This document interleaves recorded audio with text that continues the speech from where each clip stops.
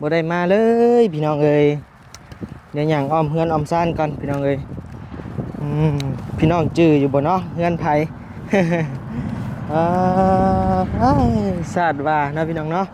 จริงพุ่นละ เป็นจังได๋ผู้เบื้องนี่ ว่าเพิ่นเอาเงินมาให้ ไผเอามาให้ เบาหลานี่แหละ บ่ล่ะบ่ เพิ่นมาถามเพิ่นว่าอยู่เพิ่นฮอดก่อนแหละ เพิ่นพากมาให้ก่อนเลยเท่าใด20ล้าน 20 ล้าน มอบให้เรียบร้อย รอบเรียบร้อย โอ้ให้ผ่านมาจากทางเบาละพี่น้องเอ้ย 10 ล้าน โอ้ เบาหลามาชม 10 ล้านมีอีกแนบหนึงอีก แม่นพอดี อุ้ยพี่น้องเอ้ยเงิน20ล้านเลี้ยงหมูกระทะฮาโลดมื้อแรงจ้าน้องสายฟ้าเด้อพี่น้องเด้อเนาะหลังจากบัดนี้ไปมาหาวันหรือว่าหามื้อเนาะพี่น้องเนาะไปเก็บไปทิพนี่ใช่นี่ห้องไผนี่ ห้องเฮา ห้องเจ้าบ่เดี๋ยวจะมาพามารีวิวนี่เด้อ เลย ใช้เปิดเบิ่งห้องเจ้านี่มันเป็นอะไรหกเหือปันหังงูไปยักษ์ บอก นอนอยู่นอนกับช่างแมวของแล้วบ่ นอนกับพ่อสร้างพ่อสร้างกับเจ้านอนอยู่นี่ เลย โอ้โอ้ได้เห็นแล้วครับ ต้นกะนี่ โดย จริงมาได้แล้วถึงมือพอช่างแล้ว โดยมีแต่บัดนี้ไปซื้อไม้แล้วเนาะ ด้วยก็เพิ่นอยากให้เจาะน้ำ เจ้านำก่อนบ่ แม่นเจาะน้ำแล้วเหลือหั่นไปซื้อไม้มาไว้ อืมโดยเจาะกับเจาะอยู่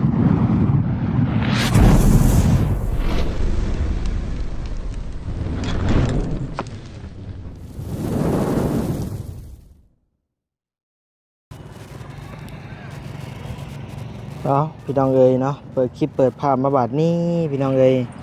ว้าโธ่พี่น้องเอ้ยเนาะเบิ่งพาย่างรอเบิ่งก่อนพี่น้องเอ้ยคือมาแปลกหูแปลกตาเถิดเด้นะพี่น้องเนาะบาดนี้หายหน้าหายตาไปประมาณ 4-5 มื้อบ่นิ้วก็ได้บ่ได้มาเลยพี่น้องเอ้ยเดี๋ยวย่างอ้อมเฮือนอ้อมซ่านก่อนพี่น้องเอ้ยพี่น้องจื้ออยู่บ่เนาะเฮือนไผ สาดว่านะพี่น้องเนาะผู้เบื้องนี้ก็ได้พี่น้องเอ้ยสาดว่าพี่น้องเอ้ยเนาะบ่ได้มาหลายมื้อหลายวันแล้วบ่นิ้วก็ได้เนาะโธ่งามพี่น้องเอ้ยงามแฮงพี่น้องเอ้ยเนาะโธ่พี่น้องเอ้ยใส่เบิ่งพายางไปเบิ่งเพื่อนซานร้านแป้งน้องสายฟ้าเด้อพี่น้องเด้อเนาะทางบานิวกาบ่ได้มาหลายมื้อแล้วเนาะเป็นประมาณ5 มื้อบ่กันสิบ่กลัวเนาะพี่น้องเอ้ยใส่เบิ่งย่างอ้อมเบิ่งก่อนพี่น้องเอ้ยโอ้ยแปลกหูแปลกตาแห้งพี่น้องเอ้ยเนาะ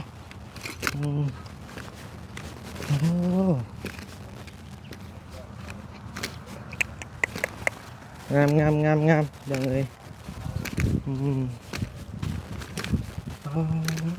เนาะ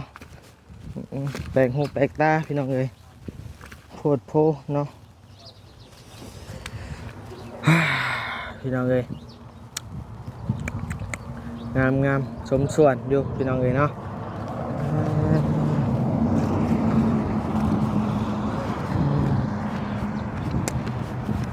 อันนี้ก็เป็นห้องเนาะอีกห้องนึงอันนี้ก็ได้อยู่นอกหมู่นอกคูพี่น้องเอ้ยถือว่าทางบอลลี่ออกแบบได้ดีแห้งพี่น้องเอ้ยงามยอมหับอยู่พี่น้องเอ้ยเนาะ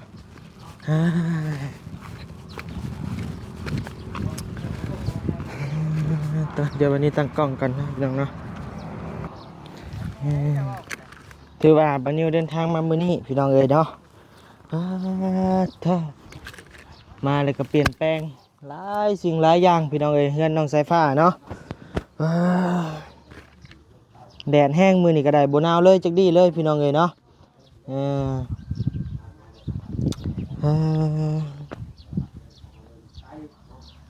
ทางบาลีออกแบบได้ดีแห้งพี่น้องเอ้ยเนาะทางบาตาเบาน้องสายฟ้าพี่น้องเอ้ยเพิ่นยังจูดขี้เหงื่ออยู่เนาะ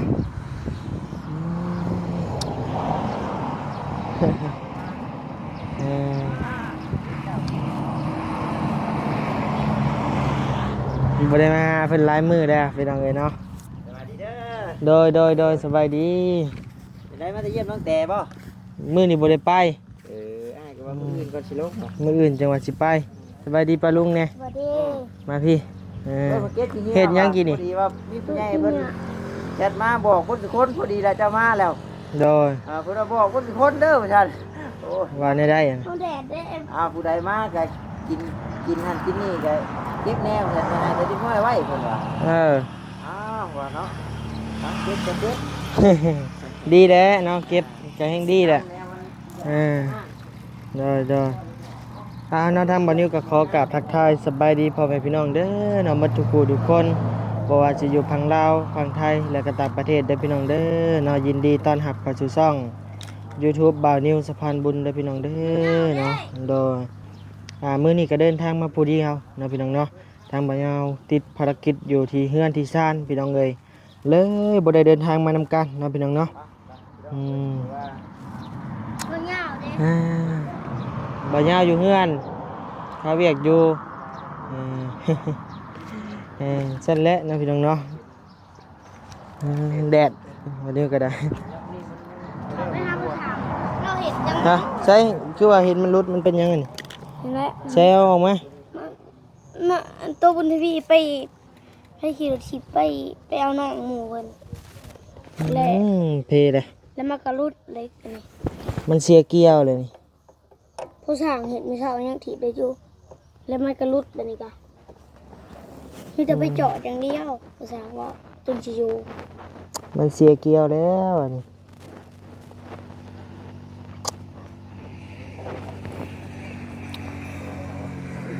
ไผขี่นี่มันจังรถมุทวีบ่ เหลือหมูเพิ่นไปขี่ไปจะไปเอาน้องหมูเพิ่นแล้วก็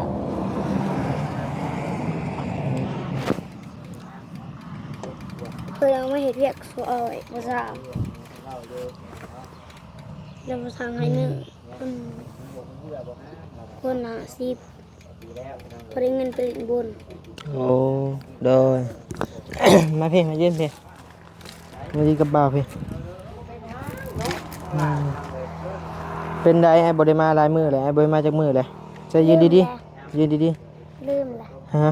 ตักมือ กินทอดข่อยอยู่บ่ ทอด กินทอดจำใด ทอดแห้ง กินทอดแห้ง แม่ จะโทรหาข่อยยังกิน เขาว่าจะยังบ่ฮอด อืม โทรหาบันนี้กูมือพี่น้องเลยเนาะใส่วัชิมาวัชันใส่ข่อยยังใบเว้าข่อยชิมาชับข่อยว่าข่อยข้าเวียกอยู่สวรรค์อยู่ข่อยเว้านะ เขาบอกมา เออพี่น้องเอ้ยเนาะเมื่อนี้ถือลูกพี่มานำพี่น้องเอ้ยลูกพี่เตียงทองพี่น้องเอ้ยคือว่าเห็นเพิ่นไปเตะบ้านก็คือว่าเนาะเป็นตะมวนแท้ๆพี่น้องเอ้ยจะเห็นบ่เตียงเตะบ้าน เห็นใน TikTok เออใช่บ่สลิปเว้ยบ่ใส่สลิปซับอันนี้อ้ายไปใช้หำ อยู่เทิงเพื่อนนั่นเด้ อยู่ถึงเฮือน นอนไป โอ้ นอน โดยอยู่เพิ่นกาลินจมูกเพิ่น โดยพากันเฮ็ดเวียกอยู่บ่มื้อนี้ เฮ็ด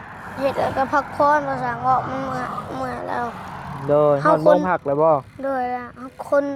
หิวปูนแล้วก็คนบอกเฮา โดยบล็อกนี่สิหมดเลยเนาะ ไผว่า ไผ บ่ถามบ่ โดย ตา โดยสบายดีอ้ายเฮ้ยมาทางใดไปทางใดอันนี้มาทางใดไปทางใดอันนี้ มาเวียก โอ้โดยเดินทางปลอดภัย โดย เออ คนแหละสิครับโดยคน โดย ฮะ มากับใครเฮ้ย มาผู้เดียว เออโดย ขอถ่ายรูปไปนิดนึงก็ได้เลือดจะเข่าคูไปได้เข่ามาแล้วน่าจะค่ะมาดีก็ได้ แม่นผู้ใดอ่ะน่ะจะฮู้จักอยู่บ่บ่ฮู้จักบ่ จ้างกับพวกกันแล้วมาสนุก เพิ่นมาถ่ายเจ้าบ่บ่ มาเวียก เคยมาตะกี้ มาหาบ่สร้าง มาภาษาอังบ่แล้วถ่ายคลิปนี่บ่ โดย เฮาคือบ่ฮู้จักแล้ว มาตะกี้ โดยสบายดีเด้อประสาน โดยมา เห็นยัง เป็นจังได้มาจังได้คือว่าจวดจ้านมาดจวดแท้นี่ โอ้ยเฮ็ดไปนี่แหละครับ มามื้อนี้ก็อยู่นอนจนว่าพันคิดว่าบ่แม่นคนจริงพุ่นแหละ เป็นจังได้ เพิ่นเอาเงินมาให้ ไผเอามาให้ เบาหลานี่แหละ บ่ล่ะบ่ เพิ่นมาถามเพิ่นว่าอยู่แถวเมืองชน โอ้เพิ่นเอาเงินมาให้เท่าใด ว่าผู้ใหญ่ผู้ว่าวันที่25ตอนที่เจ้าเว้าหั่นแหละ 15 วันที่15มาพันฮอดก่อนแหละวันที่ เพิ่นพากมาให้ก่อนเลยเท่าใด20ล้าน 20ล้าน มอบให้เรียบร้อย รอบเรียบร้อยเลย โอ้ให้ผ่านมาจากทางบ่ล่ะบ่ แม่น โอ้ เวลามาชมให้ฮอดที่เลย แม่นผู้ใหญ่ผู้เดียวกันบ่ ย่านผู้ใหญ่ผู้เดียวหั่นแหละเบิ่งเฮือนตรงสายผ้าอยู่ก็ โอ้ มาฮอดแล้วเพิ่นก็โทรลงข่อย เนอะ โอ้อัศจรรย์ คือว่าพอสร้างนี่มีข่าวดีมา20ล้าน โดย บ่โอ้คักแล้วใส่จกไม่เบิ่งมึงดูตรงแรกบ่ได้ยังบ่ได้เอาไปทางใดแหละ โอ้ มื้อแรก คัก แม่ แล้ว น้ำเจ้าพุ่นแหละ นอนบ่หลับผู้แล้วนี่เนาะ บ่รับนะ 20ล้านพี่น้องเอ้ย 10ล้านพุ่น 10ล้านมีอีกแนบหนึงอีก แม่นพอดี อุ้ยพี่น้องเอ้ยเงิน20ล้านเลี้ยงหมูกระทะหารถมื้อแรงเจ้าถือว่ามื้อนี้เป็นข่าวดีพี่น้องเอ้ยบ่นิวมากะ โดย พ่อข่าวดีเลยพี่น้องเอ้ยเนาะถือว่าสุดๆแหละพี่น้องเอ้ยเนาะเงิน20ล้านก็ตกอยู่เงินเรียนก็ประมาณ1,000 เหรียญแม่นบ่900กว่าพี่น้องเอ้ย900กว่าเหรียญเนาะคือว่าโอ้หลายแฮงพี่น้องเอ้ย เพิ่นก็โทรลมอยู่โทรลมข่อยอยู่เพิ่นพาไปเที่ยวอันนั้นน่ะ นั่งสมัยก่อนฮะ ยืนขึ้นหาม ยืนบ่ไหวอะไร เป็นหยังคือบ่ไหว เลยค่ะ หามใหญ่แท้บ่โตน่ะ อ่ะ ยืนหน่อยเดียวก็ยืนบ่ได้ ใจ อัน แล้ นี้ วบ่เคยบ่ได้คิดบ่พันแล้วว่าสิ ได้ ได้เงินก้อนนี้คิดในใจ โดย แต่ว่าผู้แรกคล้องก็ว่าวันที่15ผู้แล้วอ่ะมันสิเป็น เอาดีใจนำดีใจนำเขาสั่งโดย โดย ที่ว่าทางแม่เพิ่นกับผากมาแล้วบ่โอเคนะพี่น้องเนาะใช้เฮาขอสแคปโฮมได้จักบาทจักใดเนาะนบมือขึ้นสายฟ้า1 2 3ยับใกล้ๆกันดีกว่านะสองพ่อลูกนี่ก็ได้โอเค ขอบใจเด้อบ่าวเหนียวเด้อ โดยขอบใจยังเฮาอ่ะนะ ขอบใจคือกันแลเจ้าแล้วบ่ได้เนาะก่อนสิได้อันนี้ก็เจ้าหั่นแหละเป็นให้สะพานบุญให้ เอ้ย ทั้งเบาลี่ทั้งเบาเหย้าคือกัน โดยเอาไปมีแต่พาไปเบิ่งเฮือนเจ้าเนี่ยไปฮอดขันได้แล้วไปดีใจทำพอสร้างมื้อนี้พี่น้องเอ้ยสิไปดูดน้องกินปลาเรามันหมดมื้อนี้ ว่าหยอกเด้อพี่น้องเด้อใช้ห้องพี่ฮามห้องพี่ก่อนใช้ใบข้าวแล้วบ่นี่ โอ้เนาะคักพี่น้องเอ้ยโอ้ เขามันอัน งามให้กว่าหัวยันหักพี่น้องเอ้ยเนาะความงาม ว่าพอได้หมดในหัวเด้อพี่น้องเด้อเนาะถ้าบ่เว้าก็บ่ได้หัวถ้าบ่หัวก็บ่เห็นแขวพี่น้องเอ้ยมีคำเว้าหลายได้อบ่นิวเดียวนี้เนาะถือว่าเรื่องน้องแต้พี่น้องเอ้ยก็โจ๊ะไว้ก่อนเด้อพี่น้องเด้อเนาะพังเบิ่งมื้ออื่นบัดนี้สิแล่นไปเยี่ยมเบิ่งแล้วก็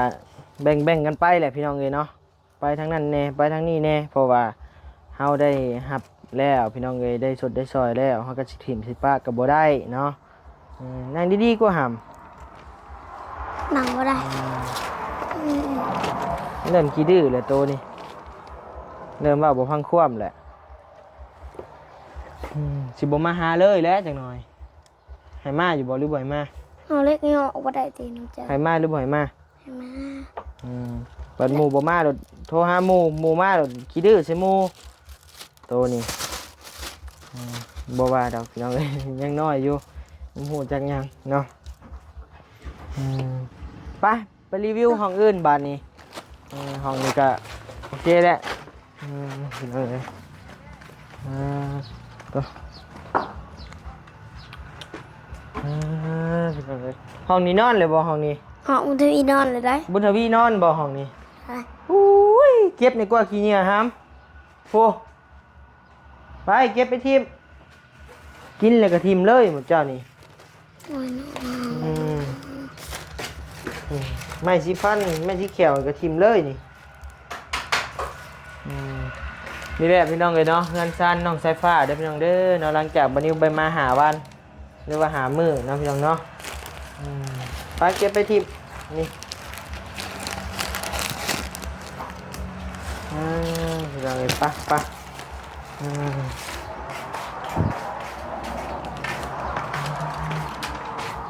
งามแหงงามโอ้ยเจ็บดิ เนี่ย ไม่ดีดโอ้ยใช่นี่ห้องไพ่นี่ ห้องเฮา ห้องเจ้าบ่เดี๋ยวจะมาพามารีวิวหน่อยเด้อ ได้ ใช้เปิดเบิ้งห้องเจ้านี่มันเป็นอะไรหกเหือปันหังงูไปยักษ์ บ่ นอนอยู่นอนกับช่างแมวออกแล้วบ่ นอนกับพ่อช่างบ่ ได้ ยังคังแมวไว้อยู่ในอยู่บ่ เอ้ามันหลอกบ่ได้ ใช้มันบริล็อกใช้กองมาบ่นี่เบิ้ง มีได้ห่อขอ โอ้พี่น้องเอ้ยใช้ขาตั้งกล้องง่ายบ่นะ เนี่ย ปู ของไอ้บี้ พ่อช่างกับเจ้านอนอยู่นี่ ได้ โอ้ได้เห็นแล้วไข่นี่อย่าเข่าเด้มาเอาไข่มาลวกกินใส่ยูไอ้ซื้อมาได้ยังบ่ ฮะนี่ได้ไข่โผ โดยเอามาจากหาหน่วยไปลวกกินปะ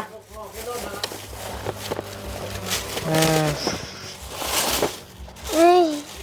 แมวนี่เจะกูบอกห้าม หมูโห เกลือข้าวมันเลยบ่ เพื่อได้เมีย เอายังเกลือมัน นี่ โอเคคักเลยอันนี้ มื้อแรกนี่ คัก เกลือ คัก เกลือแล้วมื้อนี้ก็ โดย เกลือห่อหนึง หาหน่วยเด้อ สี่ ฮะโอเคลวกปะเลยมากับอุ้มมามัดทงย่างนะโอเคนั่งแตกโอเคมา เอาไพ่ภาษาอังกฤษไว้ก่อน โอเค เลือกใช้น้ำ ใช้หมอน้ำห้อนดิ น้ำแล้วก็ นี่ครับหมอน้ำห้อนครับ ไม่ใช่ปักเสียบมัน เด้อยู่พู ไม่ใช่ ใช้มีน้ำอยู่บ่ หนักโหด โอเคเดี๋ยวต้มมันห้อนก่อนหิวข่าวแล้วพี่น้องเลยบันนี้ก็ได้ซื้อมายุของกินไปหล่อบุญไปหาหล่อบุญ บุญที่โน่ติ โดยไปหาหล่อบุญแล้วก็ซื้อของกินมาผักใส่ฟ้าอยู่แต่ว่าจังหน่อยพี่น้องอย่าเพิ่งมาทานพดกันจังเอาลง ไอ้บีเราก็ไปอยู่คนไอ้บีก็ ไอบี้ไปใส่ ไอ้บีเลยไปเก็บปีรถ แม่และไอบี้เดี๋ยวเรา ไปดูสับไปนอก โทรศัพท์ให้ บูดเลยภาษาโทรศัพท์จะบอกเสียงดังโทรศัพท์เฮาแหละอีต้นข้อบ่เนี่ยครับ ปูนนี่บารี่บอกซื้อมาให้ โดยสาวสอบ โอ้สาวสอบต้นหนึ่ง ยังบ่ทันเบิดจักสอบเลยแหละ ยังบ่ทันได้ใช่บ่ โดย โดยเอามาว่านนี่บ่ นับเบิ่งก็ยันเอาไปใส่แล้วไปจัก 1 2 3 4 5 6 7 8 9 10 11 12 13 14 15 16 17 18 19 20 20กว่าพุตี้นี่นะ เช้า 20กว่าสอบพุ1 2 3 4 5 6 7 นี่ก็สอบนี่ก็แม่นนี่สอบนี้เอาเห็ดตกนี่ เอาจักสอบไปยา เช้าสอบ ไปมาพี่มาเบิ่งน้ำห้อนพี่มา ป้าไปกัน เพื่อพอสร้างได้ข่าวดีพี่น้องเอ้ยมื้อนี้เนาะเฮ็ดเวียกมื้อก็ได้พี่น้องเอ้ยบานนี้เนาะขอบมกขอบใจทั้งแม่เพิ่นหลายๆเด้อเนาะที่ฝากเงินฝากคำมาให้ทางพ่อสร้างบ่นิ้วก็ได้เนาะขอให้ น้อ แม่ งบ่ เจ้า สั่ง อยู่ดีมีแฮงความเจ็บบ่ให้ได้ความไข้บ่ให้มีเด้อแม่เด้อเนาะต่อคือว่าทางพ่อสร้างก็บ่คิดบ่พันคนที่บ่เคยเห็นหน้ากันจักเทื่อเนาะพ่อสร้างเนาะ โดย ที่สดที่ซอยเฮาได้สำนี้ ขอบใจเท่านึงนะทั้งวัน โดย ก็ได้ข่าวดีแต่เบื้องต้นก็นี่ โด ควาย มจริงมาได้แล้วถึงมือพอช่างแล้ว โดยมีแต่บัดนี้ไปซื้อไม้แล้วเนาะ โดยก็เพิ่นอยากให้เจาะน้ำ เจ้านำก่อนบ่ แม่นเจาะน้ำแล้วเหลือหั่นไปซื้อไม้มาไว้ โดยเจาะก็เจาะอยู่ใกล้เฮือนใหม่พุ่นแหล้วเนาะ แม่นอยู่หั่นแหละ ว่าสิให้เมื่อหาครอบครัวแล้วให้เขาตักน้ำตักในแหละสิลมกับรถเจาะน้ำเฮ็ดน้ำสูบ โดย ก่อน เดี๋ยวมื้อแรงสิมื้อน้ำเฮา แม่น โอเคถือว่าบัดนี้ก็บ่ได้ซอยเงินซอยค้ำก็สิซอยเงินซอยแห้งเพิ่นแล้วพี่น้องเนาะพาเพิ่นเมื่อส่งเงินฮอดชานพุ่นแหละพี่น้องเอ้ย เอามาไว้ที่ก็จะน้อยบัดลูกเมียเย็นเฮาก็อยากให้ลูกเมียครับฮู้นำให้พ่อเฒ่าแม่เฒ่ารู้จักนำ โดยจะดีแหละ มันก็สำคัญ โดย ที่ว่าจะช่วยเฮาก็เต็มใจที่ว่าดีใจที่ว่าเฮาได้ ทั้งพ่อฮู้บ่แม่เพิ่นชื่อใด เอ่อ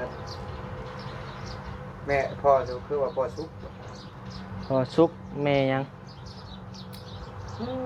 ลืมแล้วนะจมอยู่กินอีกก็ดีมันดีใจพวก มันดีใจเข้าใจอยู่เข้าใจอารมณ์อยู่เนาะพี่น้องเนาะ จนว่าน้ำตาช่างก็จนมาออกเลยมันความดีใจมันมาให้เขานะ โดย บ่ได้ฟัง ได้ โอเคแล้วบัดนี้เนาะพี่น้องเนาะทางพ่อสร้างก็มีมือมีตีนแล้วบัดนี้ก็คือสิแล้วอยู่ดอกเฮือนเราก็ได้เนาะแต่ว่าเงินก้อนนี้อาจจะได้แต่ไม้ แม่น กับน้ำพี่น้องเอ้ยเนาะคือว่าบัดนี้ก็ขอบขอบใจทั้งแม่เพิ่นหลายๆเด้อเนาะกับพ่อเพิ่นที่ว่าสงสารเมตตาพ่อสร้างเนาะพี่น้องเนาะขอบขอบใจหลายๆมามือแรกก็ได้ข่าวดีเลยบัดนี้ก็ได้โอ้ยเนาะ บ่ ปา เนี่ ล์ม ย หมักซิบอะลีอันนี้อย่าพึ่งได้ครับใช่อันนี้บุญทวีบ่ แม่น โอ้สบายดีเด้อปักหำบ่เห็นหน้าหลายมือเลย โอ้อยู่ได้2 มื้อ อื ได้ ม 2 มื้อ ใช่สบายดีกระหนบมือนี่กว่านี่เห็ดมือแข็งแท้นี่า บักต่อไม่ใช่ว่ะ บักต่อใช่บักต่อฮะบักต่อสบายดีบักต่อ คนดังเด้บักต่อนี่เออเออต่อ ฮะคุณว่าอีกแล้วพูดยังบ่ทันก้อย ใช่อันเจ้าก็เป็นบ่หามบุญทวีนี่ได้ เป็นบ่ซอง โอ้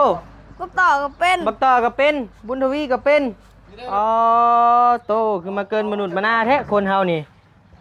อ่าดี ปูนก่อนแล้วตั้งวงกบเลยลูกก่อนปูนแล้วตั้งวงกบเลย พอช่างมีงานหน้าเลยเอาบุญทวีเด้อไปซอยเด้อกับบักต่อนี่ นี่แหละบ่ป้าแล้วนี่กันนี่แหละ เอาเพิ่นไปแน่ยันเพิ่นไปดินทางอื่นไปอยู่บ่หามไปเป็นลูกมือพอช่างไปบ่ก็ฮู้อันมีหลักสูตรเลยเด้บัดนี้ ยังลายอยู่จักยังสิเพิ่นว่ายังสิโบกยังสิเทพื้นงานในเฮือน โอ้แม่นบ่ทางบริมีงบมาแล้วบ่ โดย โอ้ชมเชยเอามาโล โธ่ ก้อยอยู่ พี่น้องเอ้ยถือว่ามามื้อนี้ได้รับข่าวดีหลายซ้ำหลายต่อเด้บ่นิวนี่เนาะสอนมาเลยต่อ ตัวนี้พอเช็ดเองเจ้าไปก้อย โดย เฮาหานขึ้นเฉย มาฮอดแล้วก็ได้ข่าวดีเลยบ่นิวก็ได้เนาะ ใช่เจ้าบ่ก่อหมดนี่ ข้างหนึงบักต่อข้างหนึง ใช่ไม่ดิมาไปสัมภาษณ์สร้างบุญทวีก่อนพี่น้องเอ้ยแม่นมืดว่าจะก่อนี่ เท่าอันนี้ โอ้ อันนี้ต่อ อันนี้บักต่อคือก่องามกว่าเจ้าวะ บุ งามอยู่พี่น้องเอ้ย สั่งเราแป้ง โดย เขาก่อก่อนเขาบอกเขาตักน้ำมาสอน คือว่าก่อจำนี้ได้ก็โอเคแล้วเป็นแหละนี่พี่น้องเอ้ยโอเคแหละงามชุดกระเทอนี่พี่น้องเอ้ยเนาะอันนี้บักต่อนี่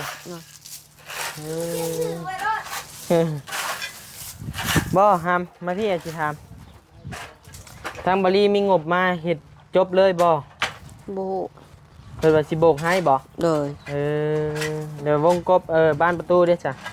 ประตูนำบุยังบุ โดย จะมาคนเดียวเหรอ โดยไอ้มาผู้เดียว บางอย่างปริมาณเจ้าอะไร บัดยามอันเพิ่นไปเวียกเพิ่นมีเวียกอยู่เฮือนก็เลยบ่ได้มา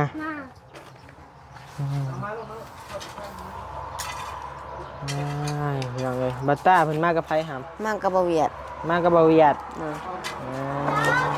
โดย รอเลยวะเอาประมาณ12 ใช้อันเห็ดปูนอันเทปูนบ่ ก้อยตั้งหมูกรอบอยู่นี่ดิ โอ้สิก้อยอยู่นี่เลย ก้อยอยู่นี่มันไก่มันกระโบแดด พอดีเลยเห็ดลานไว้ คู่นึงฮะ ช่องส่วนขู่หนึ่ง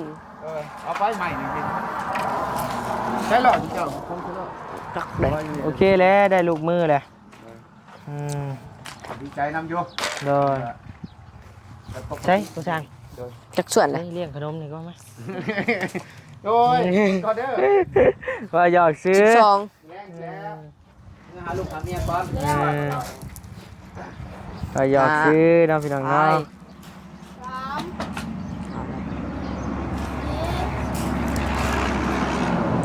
หก หมุนไปเลยเนาะกกไม้เจ้าเนาะ ด้วย ทักบ้งบ่นิ้วก็แล้วเลยพี่น้องเอ้ย 7 เบิดออนลอด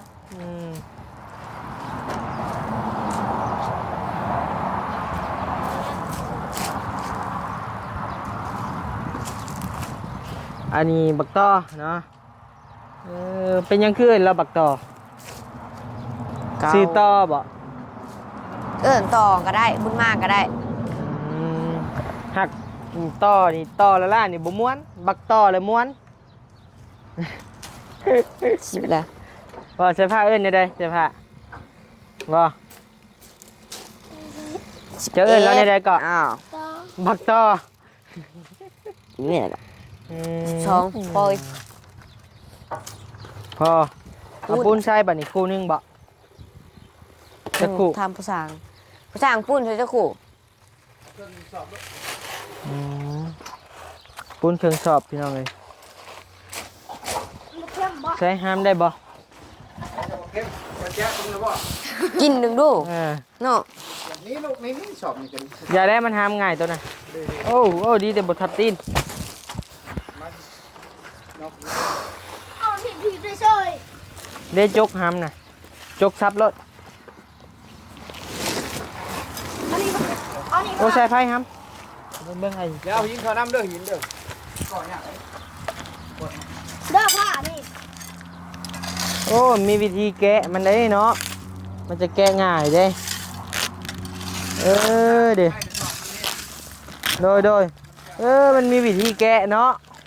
มาว่าจะขาดได้บ่นิว โดย เอาเห็ดแล้วแล้วเจ้ากะเมื่อก็ไปเอา แหววทานบ่ ด้วย ให้เผา ตอนนี้แล้วสิเฮ็ดเตาให้ อื เฮาแล้วหลังนี้แล้วเฮาก็เฮ็ดเตาน้ โดย ำปะไว้มันก็บ่ได้เอาลงดูมาที่ลูกดูมาที่พระ ปูนเพิ่นนี่อยากเป็นเม็ดเนาะปูนเพิ่นนี่เนาะ ตัวเก่าตัว ตัวใหม่ใด ตัวเก่าหมดเลยติตัวเฮาแก่มา ยังมันนี่ทางหนุ่ม มันคือเป็นเม็ดนะนี่เนาะมันหึงเลยถ้าอายุเม็ดอ่อน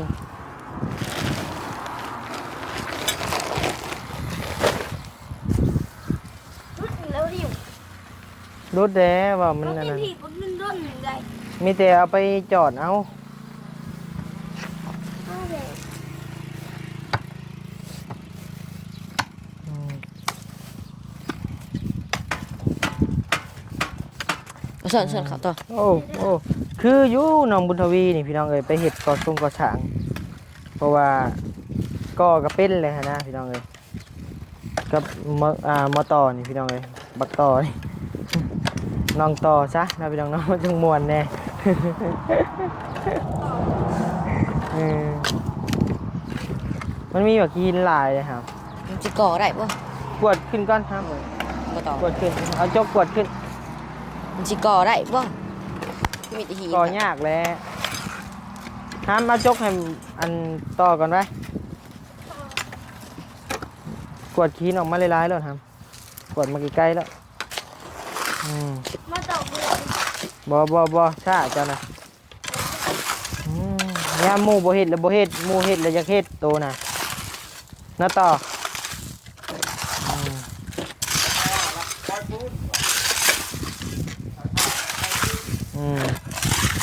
นักก้อยปูนบ่นี่ฮะ